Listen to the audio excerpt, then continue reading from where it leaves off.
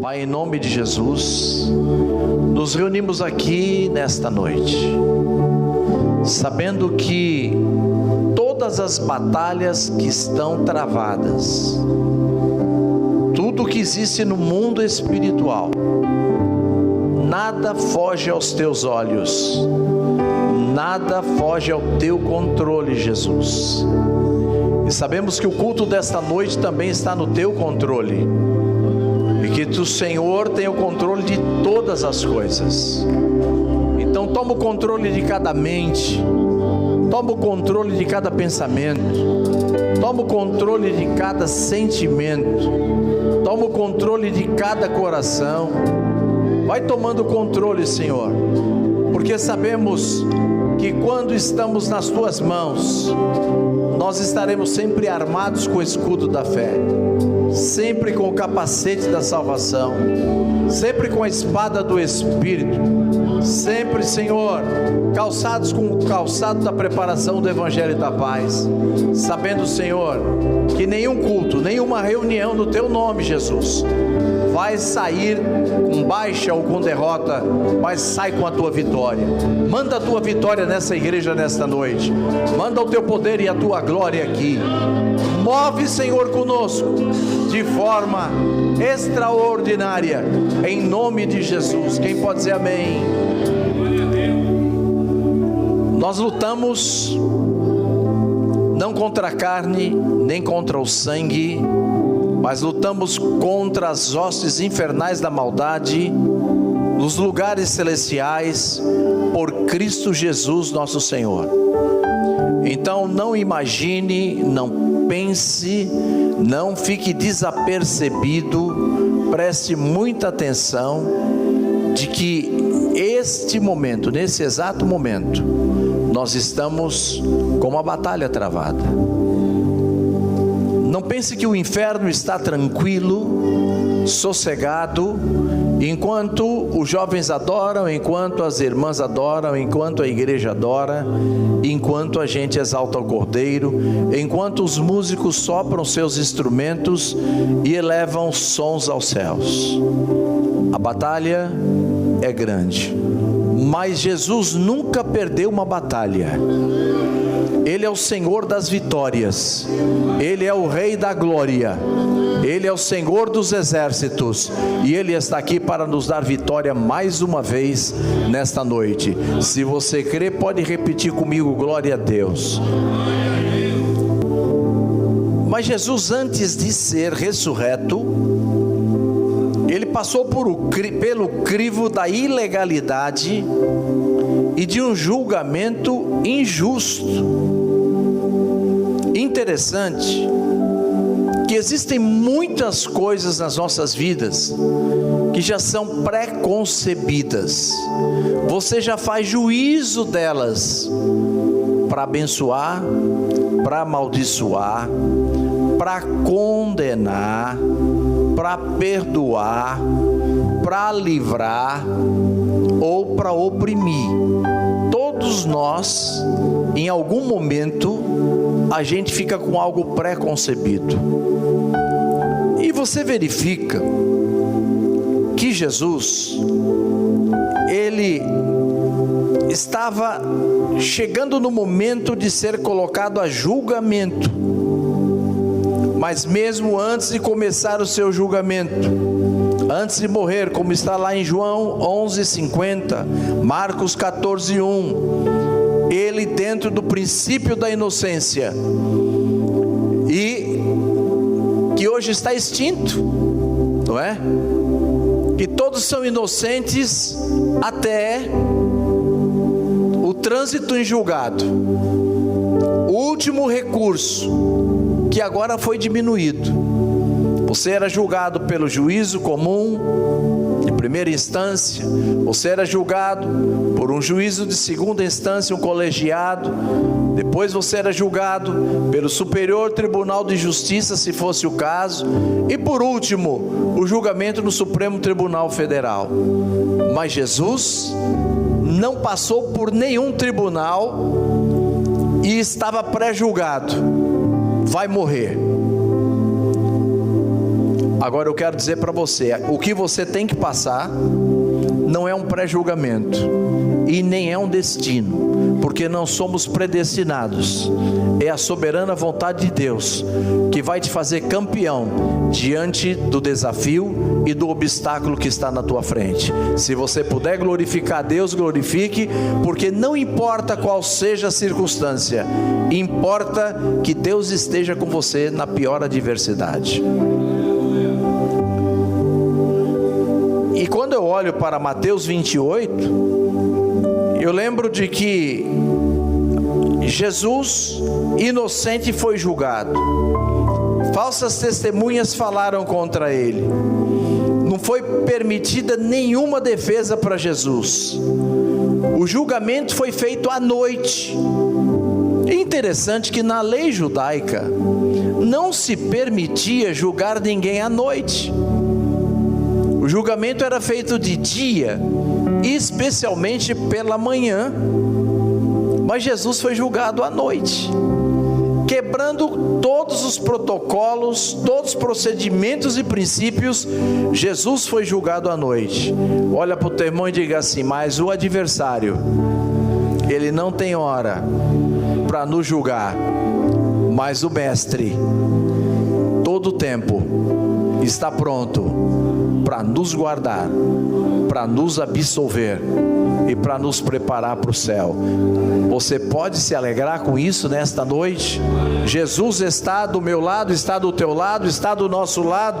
Você pode se alegrar com isso nesta noite. E encaminhando, você vai ver que não havia nada de grave para que Jesus fosse julgado da forma em que foi julgado. E no Evangelho de Mateus, no capítulo 28, você vai ver que Jesus, depois de julgado, condenado à morte, a morte de cruz, ele foi sepultado. E em seguida, no versículo 2 do capítulo 28 está escrito: e eis que houvera um grande terremoto, porque um anjo do Senhor, descendo do céu, chegou, removendo a pedra, e sentou-se sobre ela. Nesse versículo 2, era o momento em que o Pai decidiu resolver o problema definitivamente. Diga para o seu irmão: o teu problema e o meu problema. Então o nosso problema estava sendo resolvido definitivamente. Era o terceiro dia. Jesus não permaneceu na sepultura. Jesus continuou trabalhando. Mas no terceiro dia, Jesus seria ressurreto. Mas os judeus, eles tinham uma preocupação tão grande, por conta das profecias, que Jesus iria ressuscitar, que eles disseram: coloque ele numa sepultura de segurança máxima. Faz mais, coloca soldados para vigiar a sepultura. Tem mais, não deixa ninguém chegar perto da sepultura, porque é capaz de alguém arrancar ele de lá e inventar que ele ressuscitou. Mas olha para o teu irmão e diga assim: o meu Deus tem poder para entrar naquela cova de segurança máxima. O meu Deus tem poder para deixar soldados atônitos. O meu Deus tem poder para mexer com a minha e com a tua vida nesta noite, e mudar o curso da nossa vida, e nos colocar num caminho de vitória. O nosso Deus está presente aqui, para declarar para todos nós: eu posso te dar a vitória. O segredo nosso está na ressurreição. Mas quem ressuscitou Jesus? E quem tinha autoridade para ressuscitar Jesus? E está escrito: e Deus o Pai o ressuscitou de entre os mortos. Olha para o teu irmão e diga assim: Deus não precisa sair do céu para chegar numa sepultura, Ele já está lá. Simplesmente, diante daquela sepultura, Ele chamou o seu filho novamente à existência, mas não a existência como eu e você, com um corpo glorificado. Mas quando o Senhor chega, a terra não suporta a sua presença.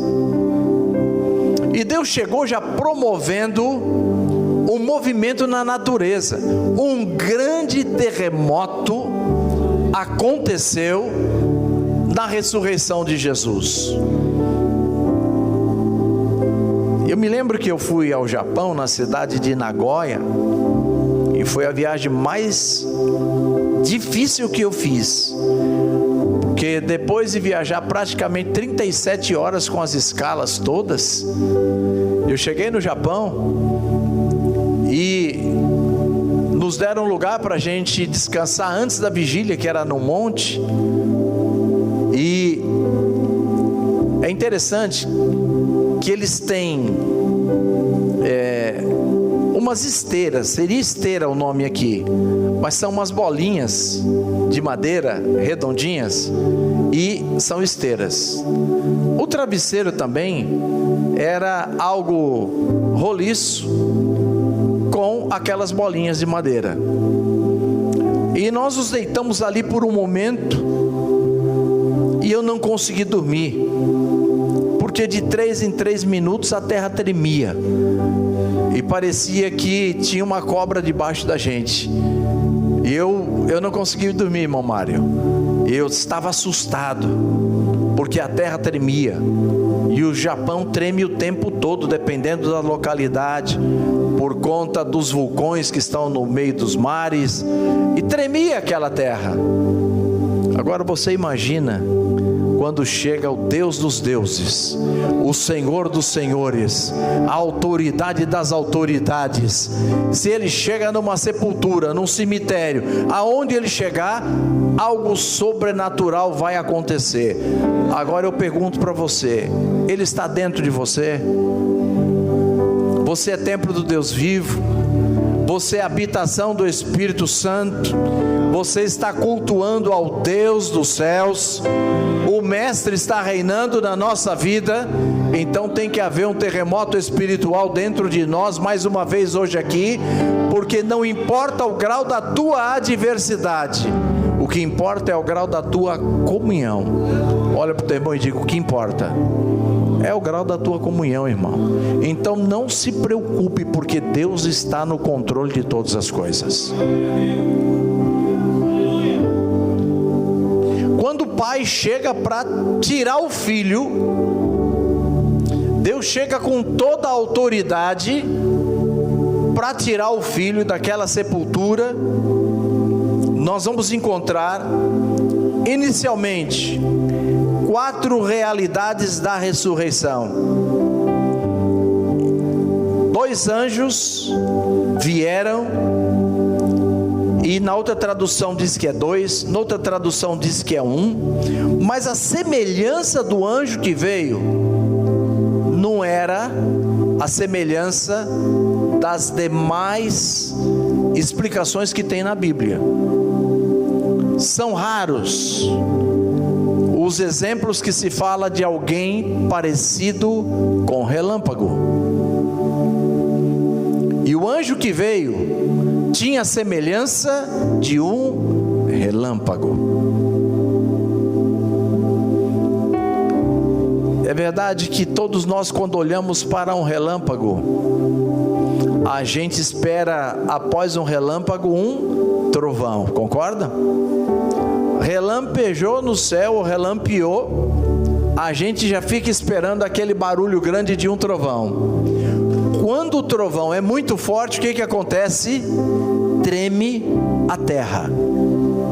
Agora imagina, o relâmpago chegou primeiro, o Deus dos trovões chega em seguida, e a terra treme. Olha para o teu irmão e diga: você é terra, irmão.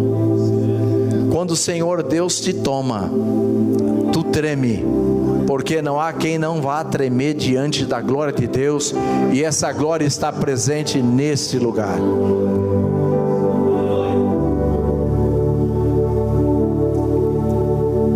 E essa primeira realidade da ressurreição, os soldados ficaram com medo, mas as mulheres que foram ao sepulcro não tiveram medo, porque a primeira palavra que foi dita a elas, que é a primeira notícia de alegria: não tenhais medo. A realidade está aí, o sepulcro está vazio. Não tenha medo, mas tenha alegria.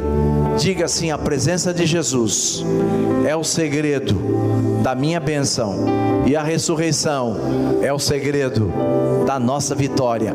Não tenhais medo, ponto.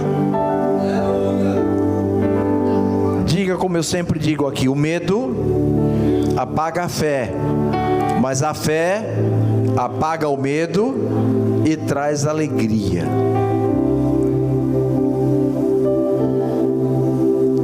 Quando você estiver com medo de alguma coisa, lembre-se que Ele ressuscitou de entre os mortos. Mas pastor, qual então a segunda realidade? O sepulcro esteve, está e continua vazio. Isso é uma realidade. O sepulcro de Jesus continua vazio. E qual é a terceira realidade? Para que ninguém venha dizer que vocês tiveram uma visagem, o anjo disse: eu convido vocês, vem comigo. Olha aí, a pedra foi revolvida. Olha aí a sepultura, não tem mais ninguém. Presta bem atenção. E é interessante que quando chega no grau de testemunha, a gente tem algumas modalidades de testemunha. Existem as testemunhas de fato. Existem as testemunhas de ouvido. As testemunhas de fato são aquelas que viram, que presenciaram. As testemunhas de ouvido são aquelas que ouviram dizer. Mas se vai para a área do direito, tem as provas documentais que também formam testemunha. Mas com Jesus tinha dois tipos de testemunha: de quem ouviu e de quem viu. Olha para o teu irmão e diga assim: eu também sou testemunha. Eu ouvi a voz do Espírito Santo, eu ouvi a voz de Jesus, e eu vi a glória da transformação na minha vida. Por isso eu posso exaltar ao Cordeiro com toda alegria nesta noite. Eu não quero mover o teu coração, mas eu quero que o Espírito Santo mexa com você, porque quem era eu e quem sou eu? Quem somos nós? É só você dar uma olhadinha para você. Mas nós temos a mesma identidade que aquelas mulheres tinham. Viram e ouviram. Pastor, qual base que o senhor dá para a gente nisso? Diga assim para o teu irmão: a fé vem pelo ouvir, e ouvir a palavra de Deus. Agora diga para o seu irmão: quem crê, verá a glória de Deus. Quem creu e pode levantar a mão nessa noite e dizer: eu já passei por esse processo, eu ouvi a voz de Deus, eu criei e eu tomo posse da palavra nesta noite.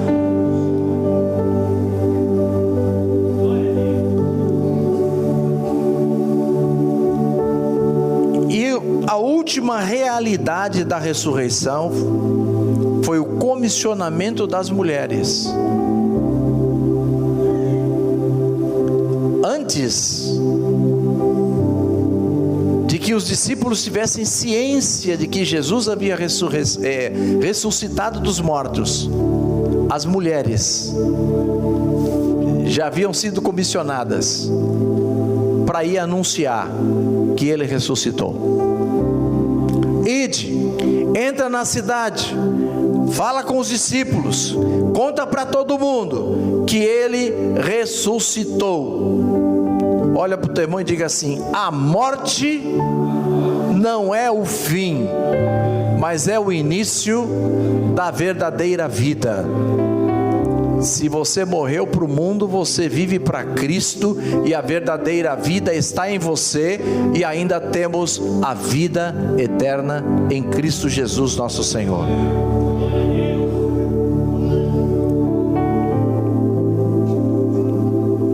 E talvez você diga: por que é que isso tudo aconteceu? Primeiro, porque ele prometeu.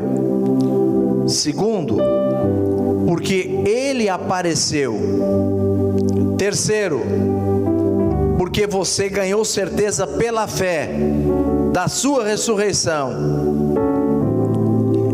E que mais, pastor? O poder que há em Jesus trouxe a nós de volta a vida. Se você não der glória a Deus, é porque não quer dar. O poder que há em Jesus trouxe de volta a todos nós a vida. De vez em quando, nos últimos dias da igreja, você liga a tua televisão e você só vê barbárie, você só vê coisas que te aborrecem. E eu me deparei com uma cena esses dias e eu fiquei muito implicado. Tem alguns idosos que se alimentam pela manhã do pior noticiário e fica com medo de ir para a rua. Mas não são só idosos.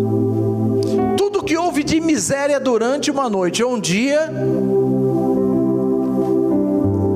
é veiculado pela televisão.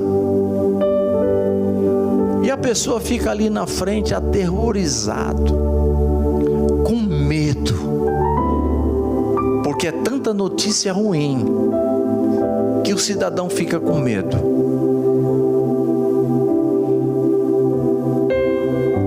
Mas eu quero dizer para você nesta noite: muda o canal, liga o canal da fé, sai com autoridade para a vida, porque o poder que há no nome de Jesus nos deu vida. Estamos vivendo o tempo do fim. Jesus vem. Não sei se essa aqui é minha ou a tua ou a nossa última ceia, mas se você quer vitória, lembre que a nossa vitória é pela ressurreição de nosso Senhor Jesus Cristo, que nos trouxe de volta a vida. Deus nos abençoe. Vamos ficar em pé mais um minuto.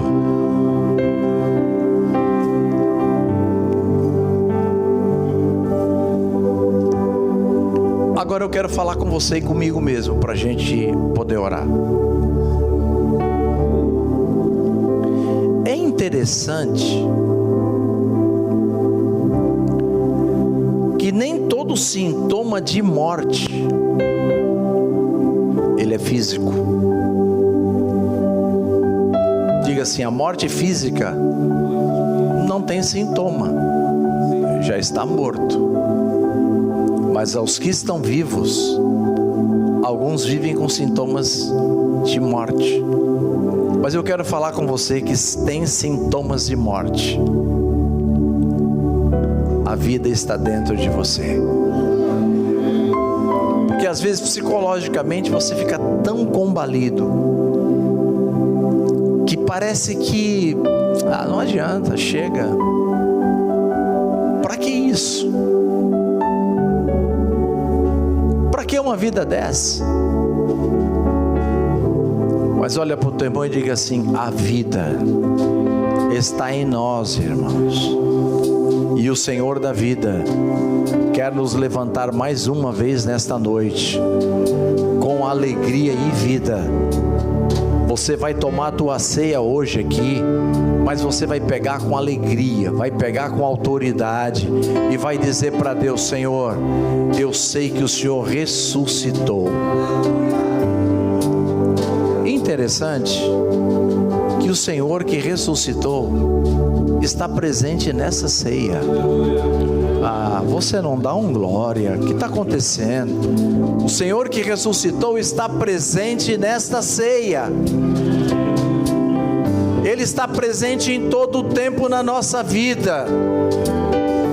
Ele anda com a gente.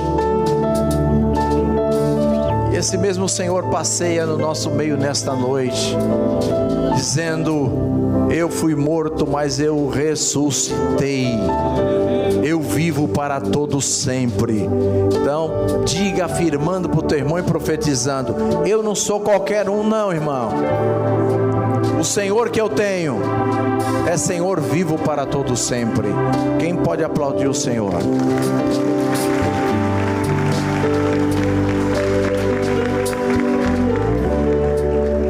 Comecei, eu não vou chamar ninguém aqui para frente. Mas se você precisa de uma bênção de Deus hoje aqui, eu não quero que você faça assim com a mão não. Eu quero que você estenda a mão assim comigo. E nós vamos declarar para Deus tudo aquilo que a gente precisa. Como nós precisamos de Deus. Como nós precisamos de uma bênção. Como nós precisamos de receber mais vida, mais força, mais alegria, mais poder e mais vitória. Meu Paizinho querido, os meus irmãos estão com as mãos estendidas nesta noite. Cada um de nós temos uma necessidade, e o Senhor conhece bem de perto as nossas necessidades. O Senhor conhece o passado, o Senhor conhece o presente, o Senhor conhece o futuro, e as palavras de vida eterna estão nos teus lábios, mestre querido. Vem visitar cada um de nós nesta noite. O Senhor já vive em nós, mas visita com uma presença sobrenatural, trazendo alegria, trazendo renovo, trazendo fortalecimento, levantando a cabeça de cada um de nós aqui, para exaltarmos, magnificarmos o teu santo nome. E quando eu pegar o pão e pegar o cálice, a tua glória se apodere de mim, e eu saia daqui exaltando o Cordeiro. Faz algo tremendo nesse lugar, meu Pai.